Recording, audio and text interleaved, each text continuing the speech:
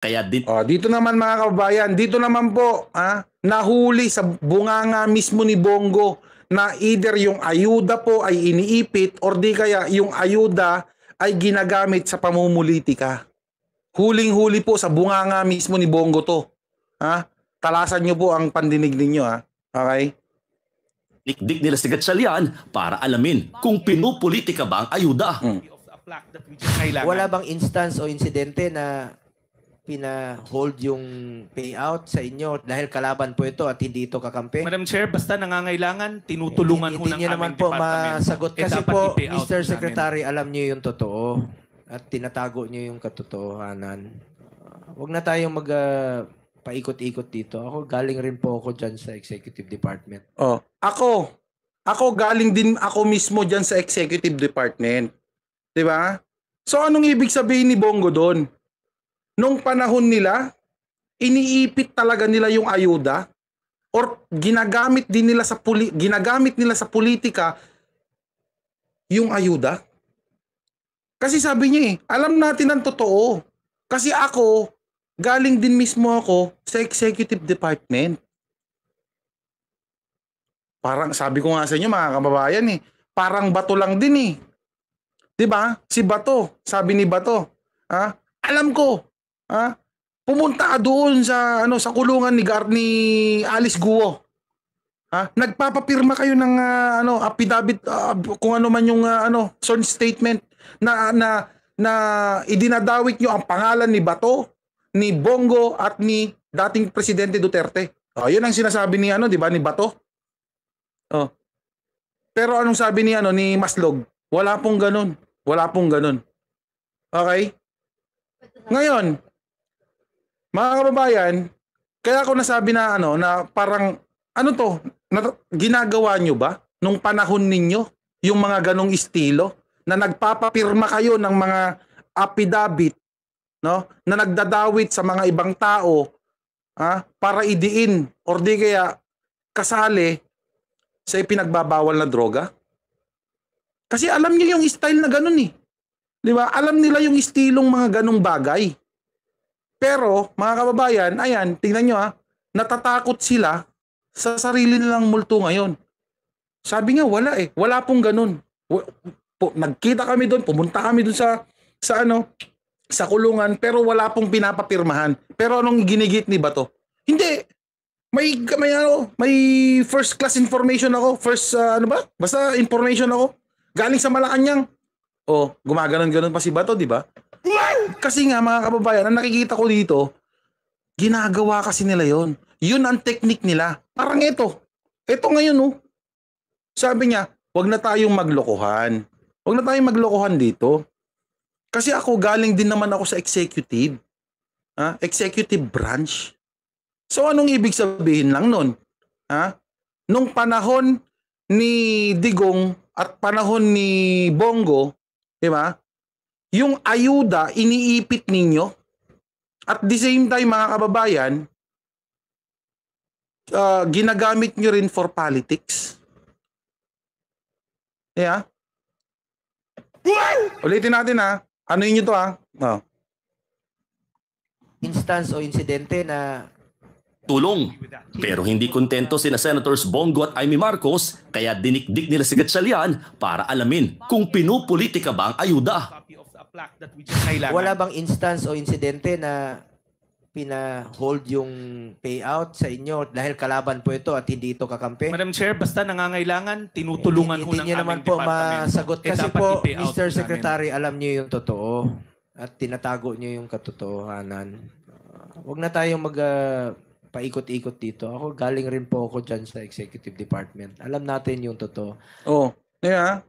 Ako galing din ako sa Executive Department. Alam natin ang totoo. Na di ba? Na Bongo, iniipit nyo nung panahon ninyo, tapos ibinabato nyo ngayon yung basura ninyong ginagawa noon nung nandiyan kayo sa pwesto, ibinabato ninyo ngayon dito sa administrasyon ngayon, na hindi naman nila ginagawa. Di ba? Sabi nga ni Gatchalian, wala po. Basta pagka, kailangan ng tulong, nangangailangan ng tulong, binibigyan namin. Pero sa inyo, hindi. Dapat magsalita tayo kasi alam natin ang totoo Bakit? Kasi galing din ako dyan sa executive branch. Oh, di ba? Nung panahon ninyo, siguro iniipit ninyo yung mga ayuda at the same time, pinupolitika ninyo. Pero itong administrasyon ni Abu BBM, wala pong ganun. Same with Bato de la Rosa. Yeah? Nung panahon ninyo, Bato de la Rosa, mahilig kayong magpapirma ng affidavit na idiin yung mga tao kahit wala naman palang kinalaman. Di ba? Pero ngayon, kayo ang nasasadlak ngayon sa kalokohan. Tamang hinala kayo, di ba? Hindi! I will pin you down. I will pin you down. May information ako. Galing sa Malacanang. Nagpapapirma kayo ng affidavit. Na dinadawit niyo yung pangalan ni Bongo tsaka ni former President Duterte. Di ba? Ganun ka ba to? Di ba? Galit na galit ka nga, di ba? Ano pa sabi mo? Pag nakita ko yung si Kerwin, susuntukin ko yung sa mukha. Tama bang ganun ang attitude ng isang senador? Hindi niya ma-control yung, kasi narinig ko yan. Ay sabi niya, kumbaga parang yung emotion niya daw, kumbaga parang nag-ano lang daw, galit nga daw siya eh. Kasi sabi ni Bato, sa kabila ng ipinakita kong magandang kay Kerwin, ganyan pa pala yung gagawin niya sa akin. Sabi ni Bato, di ba?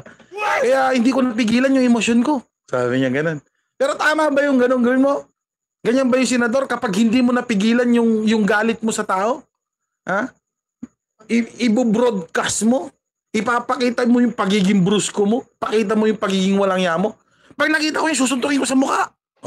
Paulit-ulit niya pa sinabi yung mga kababayan. Tama ba yan? Yun. Totoo yun. Kapag doon mo makikita mga kababayan, doon nyo po makikita ang ugali ng isang tao, kung anong merong ugali ang tao na yan o pagkatao ng tao na yan kapag siya po ay galit. Diba? Kasi lalabas yung tunay na ugali ng isang tao. Yeah? Senador ka, nasa live coverage ka, sasabihin mo, pag nakita ko yan, susunduin ko sa mukha. Hindi lang yan.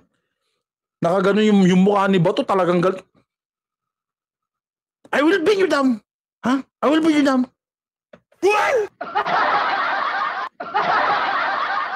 Sige, tuloy. Wag natin pagsamantalahan yung mga kababayan natin mahirap. Kayo nga nananamantala, Bato eh. Ay, Bongo eh. May balita ako mga kababayan. Yung Malasakit Center, Malasakit Center ni Bongo. Bilyones pala ang budget pondo niya na galing sa PCSO kay Garma noon Bilyones mga kababayan. Bilyones po pala ang napupunta diyan galing po sa PCSO. Pero yung Malasakit Center na yan, may mga nagsasabi, napakahirap po. Napakahirap pumasok dyan. Kasi bakit? Ang daming mga pirma ang kailangan. Paano kung emergency? Ala na. Mamamatay na lang yung tao. Sa dami ng requirements or pipirma dun sa papel bago mabigyan ng lunas.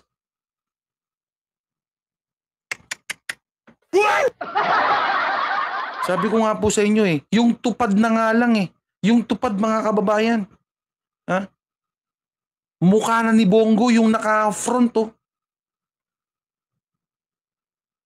Tingnan yung mga tupad na yung mga tarpaulin ni Bongo. Kuya Bongo, Kuya Bongo. Ano ba yung motto ni Bongo? Serbisyo, parang ganun basta. Nako Bongo, alam na this. Diba? Ganyan si Bongo mga kababayan.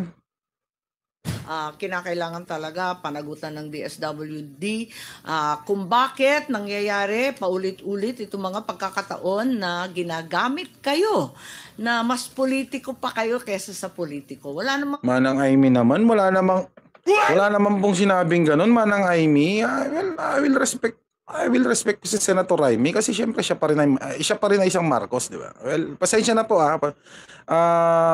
kasi syempre, respeto pa rin natin niya kasi irerespeto ko pa rin yan. Ako na lang. Irerespeto ko pa rin yan kasi syempre kapatid pa rin siya, ate pa rin siya ng pangulo natin eh. Pero nasa sa inyo yan na. Nasa sa inyo po yan. Ma'am Elvira Mendioro, shout out po. Watching from UK, ayan. Thank you very much po, Ma'am Elvira. Yun na nga, Manang Amy. Sabi na nga, di ba? Sinabi na nga ni Gatchalian, na kapag ka may lumalapit po sa kanila, tutulungan po nila. Either yan po ay galing sa opisina ni OVP, at the same time, yun nga, sinabi nga rin naman kanina, mga kababayan, di ba? Sa katunayan nga niyan, pinasalamatan kami ng OVP. Di ba? At the same time, binigyan pa kami ng plaque. Wala naman pong ganun, di ba? Na sinasabing ginagamit ang DSWD for pamumulitika.